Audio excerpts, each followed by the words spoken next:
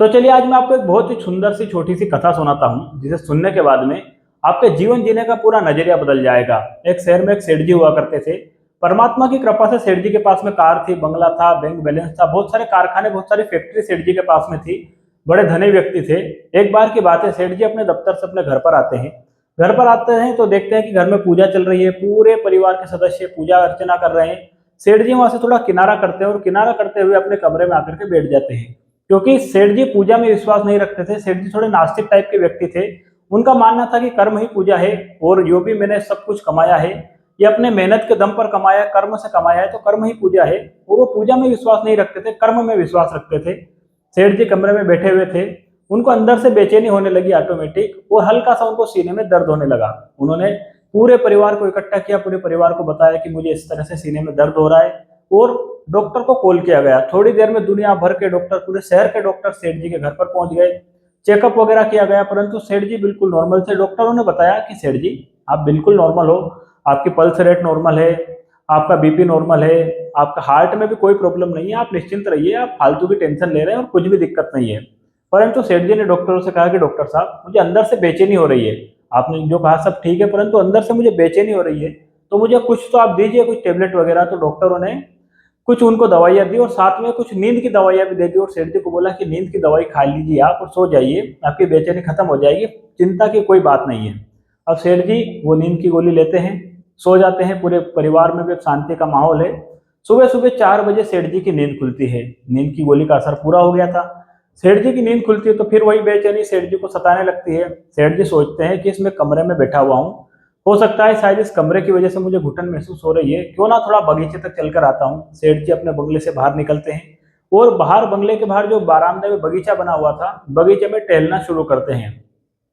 परंतु सेठ जी की बेचैनी बढ़ती जा रही थी, बेचैनी कम होने का नाम नहीं ले रही थी। इसलिए सेठ जी विचार करते हैं कि क्यों ना थोड़ा लंबा घूम कर आया जाए, और इसलिए सेठ जी अपनी चप्पलें पहनते हैं और सड़क के किनारे निकल जाते हैं, और अपने बचपन के दिनों को सोचते हैं कि देखो मैंने कितना संघर्ष किया।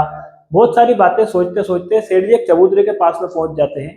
अपनी चप्पलें चबूतरे के नीचे उतारते हैं, चबूतरे पर बैठ करके अपने बचपन की बहुत सारी बातें सोचने लगते हैं कि किस तरह से जब मैं छोटा था तब इसी तरह के चबूतरों पर बैठा करता था, लोगों से काम मांगा करता था, मुझे काम नहीं मिलता था, और आज देखो मैंने कितना संघर्ष किया, कितना मैंने कर्म जो है, कर्म का सिद्धांत कितना अटल है, आज मैं कहाँ से कहाँ पहुंच गया। इस तरह के सेठ जी बहुत सारे विचार अपने मन में कर रहे थे।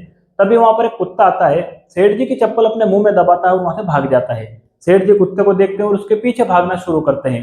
कुत्ता भागते भागते एक झोपड़ी के पास में पहुंच जाता है, और सेठ जी कुत्ते को फटकार कर अपनी चप्पल उससे छुड़वा लेते हैं। कुत्ता वही झोपड़े के पास में चप्पल छोड़कर भाग जाता है, और सेठ जी अपनी चप्पल पहनकर जब उस झोपड़ी के पास से जाने लगते हैं ना, तब उन्हें एक औरत के रोने की आवाज सुनाई देती है। वो औरत बहुत तेजी से रो रही थी।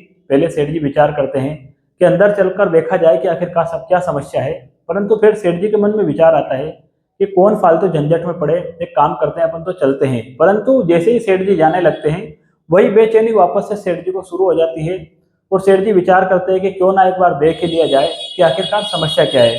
अब सेठ जी झोपड़ी में से थोड़ा झांकते हैं और वो देखते हैं कि एक औरत वहां पर सर पटक पटक कर रो रही है, बहुत तेजी से रो रही है।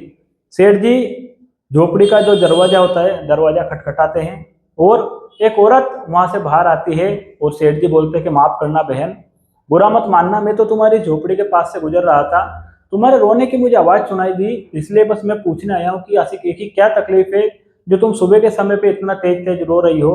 तब वो औरत सेठ जी को अपने घर में बुलाती है, अपनी झोपड़ी में, छोटी सी कुटिया थी, झोपड़ी थी। सेठ जी अंदर पहुंचते हैं और औरत बताते हैं कि देखिए सेठ जी, ये मेरी 4 साल की बच्ची है, बहुत ज्यादा बीमार है, और इसके इलाज में लाखों रुपए का खर्च आने वाला है, परंतु मेरे पास में कुछ भी पैसा नहीं है, इसलिए मैं सर पटक पटक कर रो रही हूँ। तब सेठ जी ने बोला कि रोने से क्या होगा बहन, तुम जहाँ पर काम करती हो उन लोगों से मदद मांग लो, वो तुम्हारी मदद कर देंगे।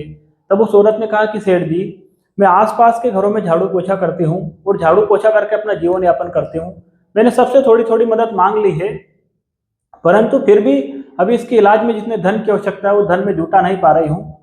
तो फिर से सेठ जी ने एक बार कहा, क्योंकि सेठ जी तो कर्म के सिद्धांत को मानते थे, सेठ जी ने कहा तो बहन रोने से क्या होगा, आप कुछ करिए, कुछ इनका पैसों का जुगाड़ करिए और कहीं से आप व्यवस्था करिए, सर पटक पटक कर रोने से होगा क्या। तब वो महिला सेठ जी को बोलते हैं कि सेठ जी, मैं सर पटक पटक कर तो इसलिए रो रही हूँ कि कल मुझे एक संत महात्मा, एक बाबा जी मिले थे, और उन्होंने मुझसे कहा था कि यदि तुझे तेरी बेटी का इलाज करवाना हो ना, तो कल सुबह 5 बजे सर पटक पटक कर रोना शुरू कर देना, फिर देखना चमत्कार होगा और तेरी बेटी का इलाज भी होगा। सेठ जी ने इतनी बातें सुनी और सेठ जी का दिमाग सन्ने रह गया। सेठ जी ने तुरंत एम्बुलेंस को कॉल किया, डॉक्टर को बुलाया और बोला कि इस बेटी के इलाज में जितना भी खर्चा आएगा ना, वो पूरा खर्च मैं दूंगा, पूरा इसका आप इलाज करिए। और उस औरत से कहा कि बहन, मेरे पास में बहुत सारे कारखाने हैं, अलग अलग प्रकार के कारखाने हैं, कल से तुम काम पर आ जाओ, तुम्हें जो कारखाना पसंद आए, जो काम तुम्हें पसंद आए, तुम वो काम करना। और उस महिला को रहने के लिए एक छोटा सा घर भी दिया।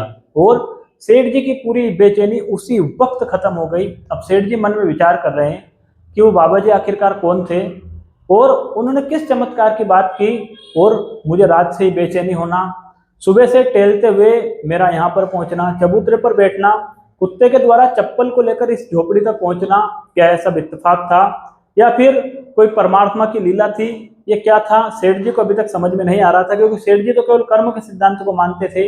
परंतु आज से सेठ जी ने एक और बात मानना शुरू कर दी कि कर्म के सिद्धांत तो जरूरी है, कर्म तो करना जरूरी है, कर्म तो पूजा है ही, परंतु उसके साथ में यदि अंदर की बेचैनी को मिटाना है ना, तो मानवता सबसे ज्यादा जरूरी है। कर्म के साथ में मानवता का यदि बैलेंस बनता रहेगा ना, तो आदमी उच्चतम शिखर पर पहुंच जाएगा। दोस्तों, इसलिए इस छोटी सी कहानी के माध्यम से मैं आपको कहना चाहता हूं, यदि आपको परमात्मा ने इस लायक बनाया है ना कि आप किसी की मदद कर सके, तो मदद जरूर कीजिएगा, क्योंकि दान करने से कभी भी धन नहीं घटता है।